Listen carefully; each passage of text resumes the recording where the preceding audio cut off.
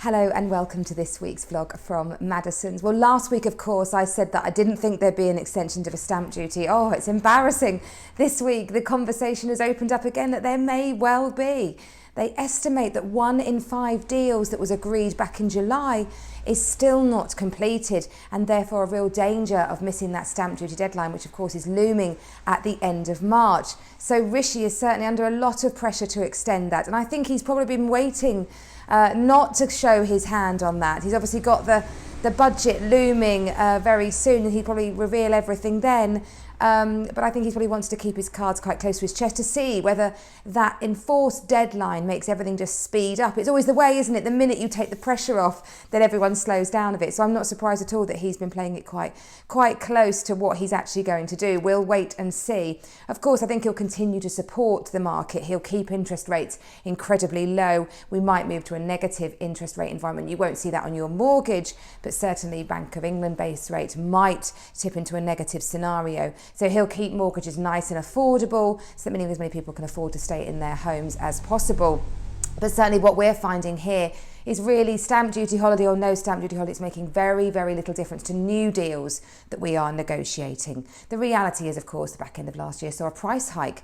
So in some ways that stamp duty holiday was mitigated in the prices that were achieved. And prices are continuing to rise though.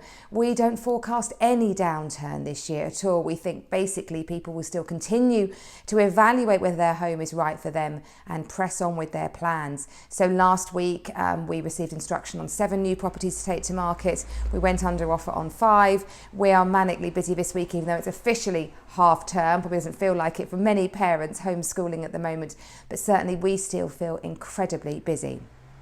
One area though that I've spoken about a few times that has been hit by the pandemic is the flat market. There is no doubt that flats have not had the same boom and confidence in price as houses, and that's all to do with that search for space and desire for outside entertainment space or for relaxing. We obviously all remember lockdown 1 and many people, those pictures of them hanging out of their flat windows during the hottest May on record. So yeah, flats have struggled a bit. And one thing that's very different obviously about a flat is the way that you are allowed to own it. You will either have a share of the freehold, which basically means that you own not only your flat inside your 4 walls, but you share in the building and the land that it stands on with the other people who also live in the building. Predominantly 1 or 2 of those flats might still be owned by a third party, but it means you have a lot more say in how that building is run and how money is invested in it and the level of the service charge, etc. So you control everything.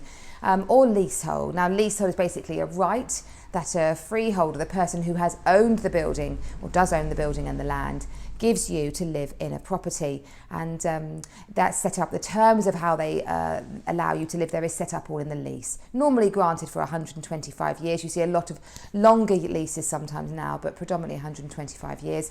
And when you have a lease, you have a statutory right to have that extended by up to 90 years. The question is often how much money changes hand to do that, and it's a complicated old subject. Tom Oldham, a local professional in the town, specialises in this particular subject.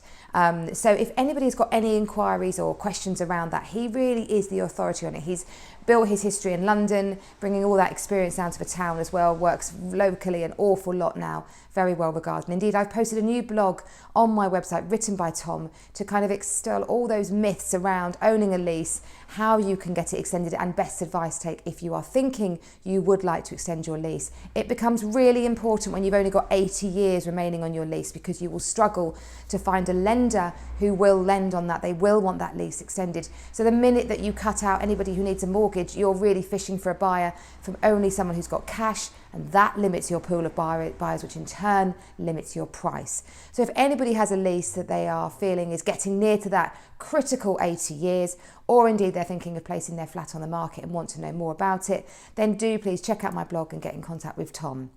A lovely flat that I've got that doesn't have any issues about a lease that we've launched this week. It's got a lovely long lease. It was originally granted at 999 years, not that long ago, but it's a beautiful 2-bedroom flat in Marnock House, which is very near to Denallen Park. It is exquisitely presented. The current owners have completely renovated it. New CP Hart bathrooms. It's absolutely exquisite. 2 parking spaces, 1 secure underground, and the town and all those lovely green parks on your doorstep. It's on at a guide of 425,000. If you'd like to see that, do get in touch. But also we've launched some other beauties this week. Yew Tree Cottage in Fordcombe, a really lovely 4-bedroom house, proving very, very popular. Get in touch if that one's of interest, on at a guide of 875. And a lovely family starter home over in Crowber, on at a guide of 450. And that one's proving very, very popular as well. So lots more coming to market over the coming weeks. I look forward to telling you about those. Have a great week, and I'll see you next week. Bye-bye.